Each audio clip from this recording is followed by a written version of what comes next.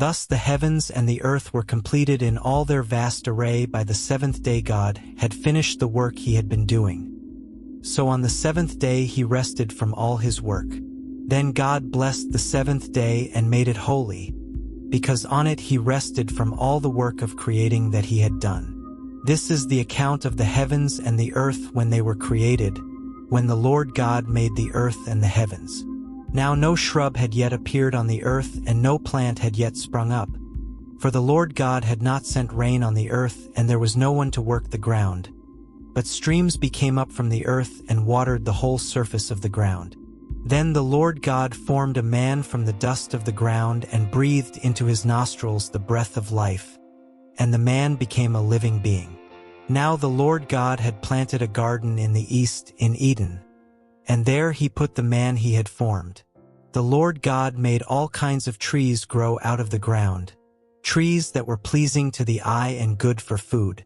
In the middle of the garden were the tree of life and the tree of the knowledge of good and evil. A river watering the garden flowed from Eden.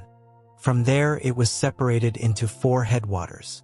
The name of the first is the Pishon. It winds through the entire land of Havilah, where there is gold. The gold of that land is good.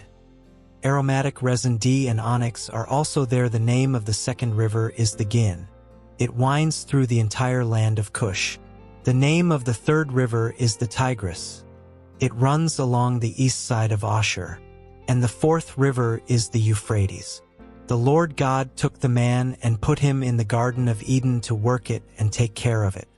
And the Lord God commanded the man, "You are free to eat from any tree in the garden, but you must not eat from the tree of the knowledge of good and evil, for when you eat from it you will certainly die." The Lord God said, "It is not good for the man to be alone. I will make a helper suitable for him." Now the Lord God had formed out of the ground all the wild animals and all the birds in the sky. He brought them to the man to see what he would name them, and whatever the man called each living creature, that was its name. So the man gave names to all the livestock, the birds in the sky, and all the wild animals. But for Adam, no suitable helper was found. So the Lord God caused the man to fall into a deep sleep. And while he was sleeping, he took one of the man's ribs and then closed up the place with flesh. Then the Lord God made a woman from the rib he had taken out of the man, and he brought her to the man. The man said, "This is now bone of my bones and flesh of my flesh. She shall be called woman, for she was taken out of man. That is why a man leaves his father and mother and is united to his wife, and they become one flesh." Adam and his wife were both naked, and they felt no shame.